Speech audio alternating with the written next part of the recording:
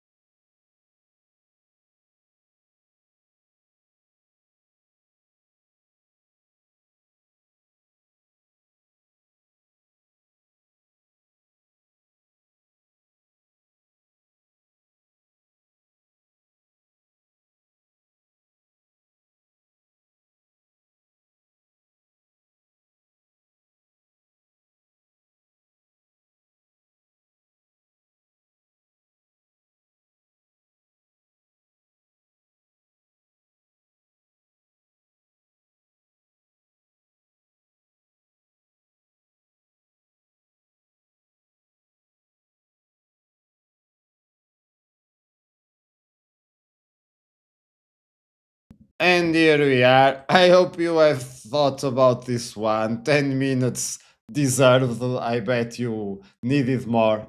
I don't know if you have jumped already or not with the solution, but I doubt it. Sorry.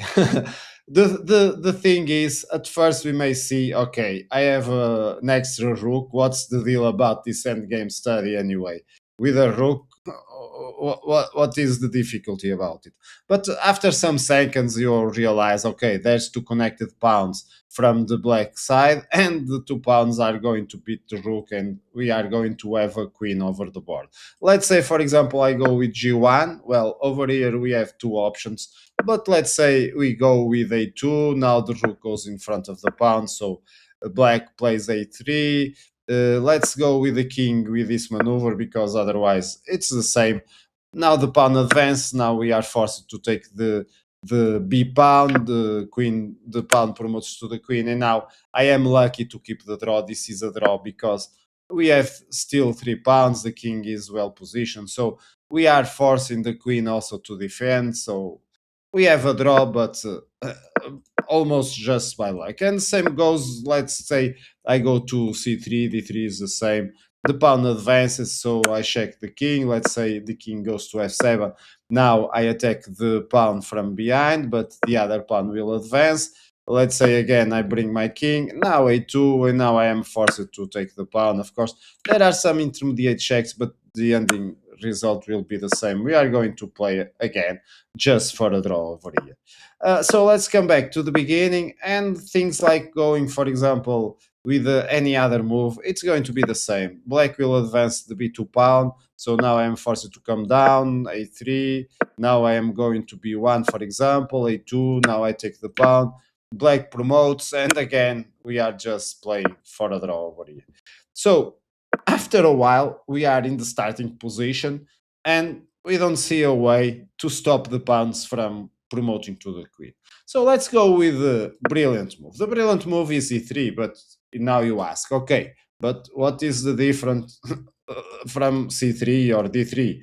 Well, the mentality, the attitude over here needs to shift because we calculate very well some lines, and we already have made the conclusion that, okay, black will have a queen over the board. So for a draw, okay, that's enough. But I need a win. How can I win it? So I can't go with the same path of thought. So I need to trust my own calculations. I need to reach a point where, okay, I am sure that black will have a queen over the board, but now I need to find a way to win it anyway. And the only way is to go with rook e3. Of course, over here, black will advance the pawn.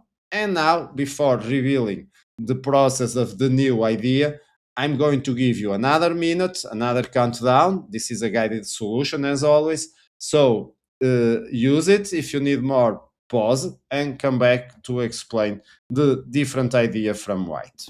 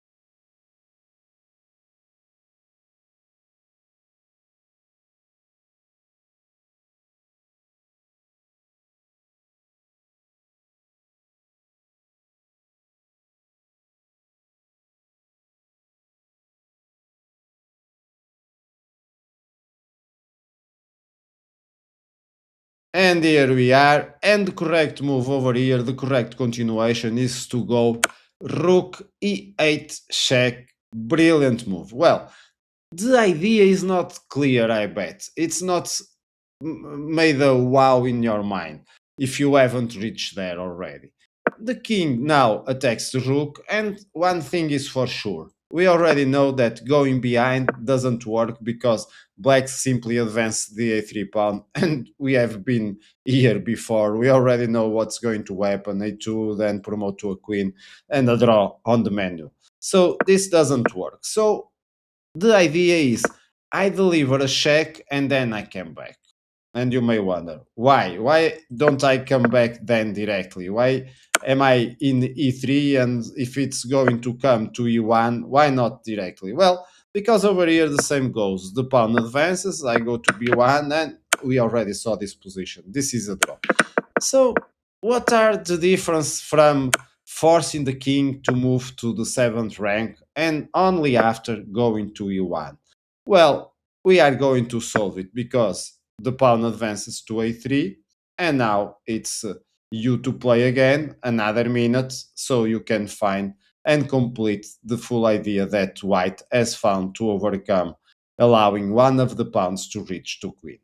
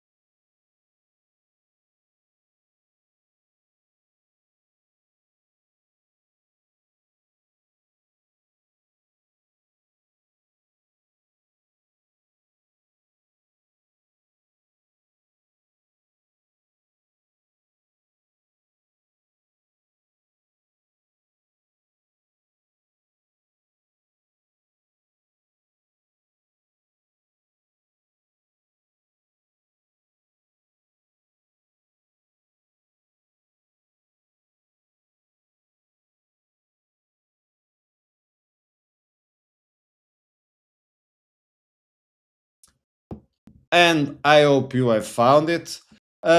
Just let me say that over here, when we check the king, the same idea is the same. If the king goes to g8, we are going to e1. This is more or less going to transpose, so we are just covering the path with the king f7 attacking our rook and a bit forcing the situation more. So the pawn advanced to a3, and this was the position coming back from the countdown. And now I hope you have found it. The brilliant idea is to move forward the pawn f5. Brilliant one. Well, suddenly we saw the idea behind rook e3. We need to have the king cornered inside of the front of our 3 pawns, and we are going to use these pawns to win the game. So of course over here black advances the pawn. The play is going to be more clear as soon as we advance. So a2, so we are facing the queen. We already knew that was going to come up, but now we are able to maneuver to kill the king. We are after the king after that. After all these thoughts, we are after the king. So the king needs to move. Let's say, for example, it goes to f8. Now we advance again the f pawn, f6. Now we get the queen on the board, but it's white to play. So we check the king comes to f7, we check it again, and now there's no chance the king will escape. Let's see first if it goes to g8, we simply check it. Now the king comes back, let's say we promote to the queen, check, the king takes our pawn and checkmate on the next move. And the same goes if the king goes to g6. So we promote a queen, the king is forced to take the pawn, so we are going also to checkmate the king. The most beautiful finish for this one is if the king accepts the pawn immediately, f6. Of course, now I can promote to a queen or a rook or whatever, so I need to promote to the brilliant knight, checking the king. The king only has one move, going to g6, and now to finish this in style, I checkmate with my pawn, my mighty powerful pawn h5 checkmate. Okay, this is a brilliant, brilliant endgame study. But let me take you back a bit on the position that we saw before. Now we check the king comes on f7, now we go to e1, a3, and as you remember from the countdown, we move forward with the pawn. But let's say we move with the king? Why is not the same idea in place? And I'm going to give you one more minute so you see and think what is the right move from black to now save the game with a draw. So black to move and to draw.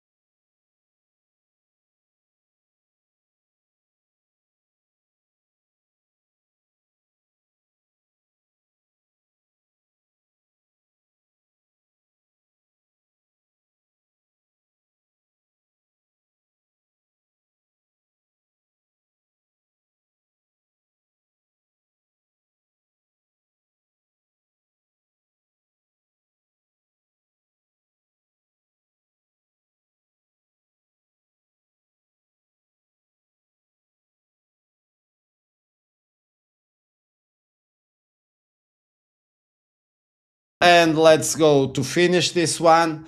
And the problem for black is if black plays a2 again, it's a blunder because this allows us to go ahead with the same plan where we have the king instead of the pawn. But it's the same ending for black. We just check the king. Let's say the king goes to g7. Now we check it again, and now we move forward with the king. Of course, black now can promote to the queen, but because there are 2 pawns over there, one is blocking the queen from checking our king.